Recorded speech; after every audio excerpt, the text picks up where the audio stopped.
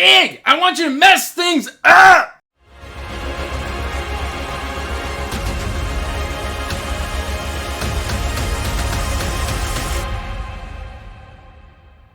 Hey everyone, welcome back to Andrew's Wizardly Reads, and as always guys, I am Andrew, and today I've got a book review for you. But before we get to that book review, make sure you're liking and subscribing, hitting that bell notification so you can get regular updates for when I put out new content. Also, make sure you're checking that description box down below for the link to the Wizardly Duo Discord, as well as links to all my social media and information about my Patreon. And that said, today guys, I have got The Flames of Mira by Clay Harmon. Look at this cover. This cover is so awesome. And the way I kind of discovered this is I was watching a book haul from Patrick Leo. And essentially, he'd gotten a physical arc of it. It was just this flame fist on the cover. So I sent him a message and I was like, Patrick, what is that book? It looks dope. And he was just like, oh, this is The Flames of Mira. I was like, I'm going to have to read that. And then I got to thinking about it and I was like, man, how can I get a hold of an arc of this copy? Because, nobody reaches out to me for arcs unless, they're self-published and stuff like that, which I absolutely love. And so I signed up for NetGalley and I was like, I'm going to give it a whirl. And then I got approved for it. So thank you, NetGalley, for allowing me to read this fantastic book early. That said, guys, I believe this is a fantasy debut by Clay Harmon. It is put out by, I believe, Rebellion Publishing, I think is correct. It's a relatively short book, around 450 pages, which is way shorter than I thought it was. And man, did this book slap! From the world building, to the themes, to the action, everything about this book was awesome. Essentially, Flames of Mira is like a continent that is subterranean. So almost all of this book, and it actually took me a second. I got 50 pages in, and I was just like, is this underground? Oh, and then it all just kind of clicked into place. I didn't pick it up, but I should have. Sleep deprived dad brain. But sleep deprived dad brain. There we go, not depraved. Anyway, guys, this one was something special because it takes a non-traditional kind of fantasy structure by just bringing it underground, and all of these cities and everything is kind of restricted in the way the world building works, and it's awesome.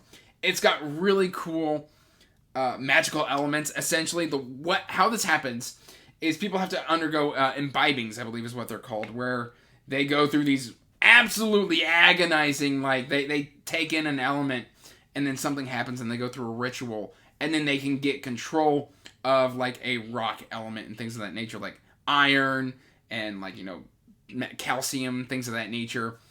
And so basically, at some point, if you've taken enough imbibings, you can, stick your hands in magma and, throw it at people. It's awesome, and it's brutal. But we've kind of got two POVs here. We've got, and I'm going to get it wrong, we've got Jakar, and we've got Iphidoria. I think I've said that name correctly. Iphidoria is a principe, I'm just going to say a princess, because I'm going to butcher the other pronunciation.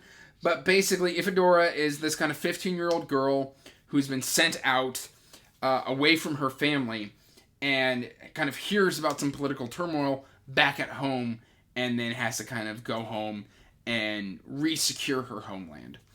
And the Jakar is our main POV. And essentially, 3 to 4 years prior, I had mentioned these imbibings.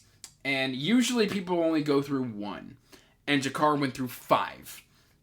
And so he is then an elemental of a very, very high caliber. Essentially, there is a sovereign who is over the entire continent, and he's got what are called primordias. And these people have, I believe, 6. And are very, very, very powerful. And Jakar is just right below that.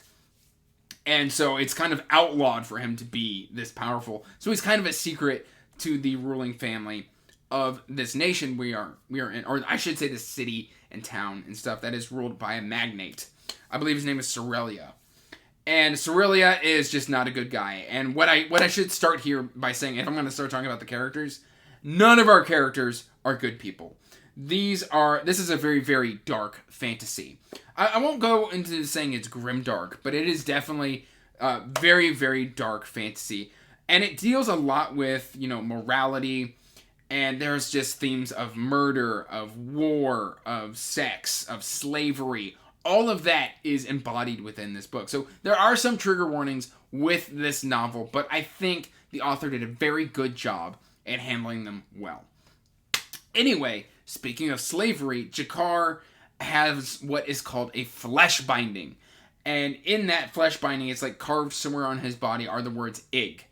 And then whoever holds his binding has the exact same carving, and if they give him what is called a word. So basically they say, Ig, do this!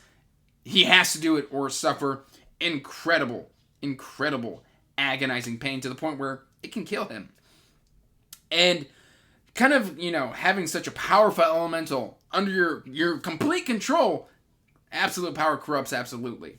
Anyway, in that vein, that absolute power corrupts absolutely, Cerulio, who is the magnate of Augustine, has control of the flesh binding of Ig, Jakar.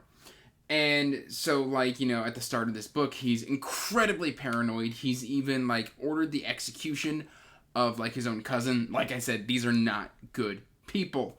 And so we kind of just see this all unveil where, we constantly... This family, Emil, Sarah, Solario, all use Jakar / Ig to these, purposes to further their goals, their political aspirations, all in a grab for power. And I really like the way that this is analyzed because, Cerulio is very paranoid. There's been, attempts on his life, and he doesn't trust anybody.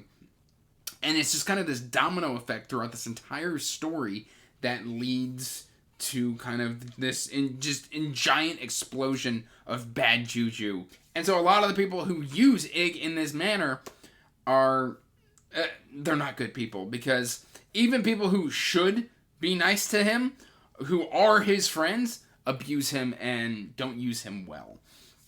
And Cerelia has 3 kids: Ephidoria, the other POV that I mentioned, Emil, and then Sarah. And kind of Emil is, I believe he is called the Rock Snake. He is an iron elemental. He can deflect blades with his hands. He's very, very good fighter, but he's also got just a lot of pent up rage. And so even though he's portrayed as mostly a pretty good guy, you can see him fly off the handle like that. And then Sarah is called Mira's Hand, and she's got this whole smuggling ring. There are times with Sarah's character where it just kind of flows in certain ways, where you're just like, oh, are you a good person? Are you a bad person? Are you misunderstood, maybe? And that's something that Clay has really, really done well with this novel, is that these characters are very complex. They are all incredibly damaged. And they're very engaging and rewarding to read.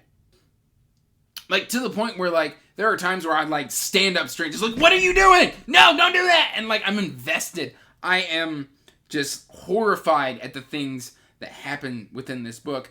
And I feel for Jakar, because at the same time, Jakar is just oh yeah, no, it's all out of my power. Anything that is done with my body through my flesh binding isn't really on me. But you can only do so many bad things before you're just kind of dude, that was messed up. And he's yeah, I know. So it's very, very interesting. There's so many complex themes packed within a relatively short fantasy novel. It is just an absolute delight to be able to get into this story and really just enjoy everything that's happening in a creative way. It is a unique world, it is a unique magic system, and it's a take on a main character that I haven't seen a whole lot. Overall, I gave this one, with pacing, character work, world building, I think I gave it a 4.5 out of 5. Guys, I think you're going to really enjoy this one. It is something special for lovers of dark fantasy. Jakar is so much fun to read. And I think that Clay Harmon has a huge future writing this series. So I am just excited for more stories within this world. That said, guys, I believe this one comes out either in June or July. I will have the date right there. And that is when this book comes out. Please make sure to get your pre-order in. If you are interested in getting a signed copy, the author will have signed hardcovers available through his local bookstore, which I will have a link to pre-order that on hardcover, signed if you want it, in the description down below. That said, guys, thank you for watching, and as always, till next time, peace out, stay magical, bye. And as always, I want to give a huge thank you to my patrons.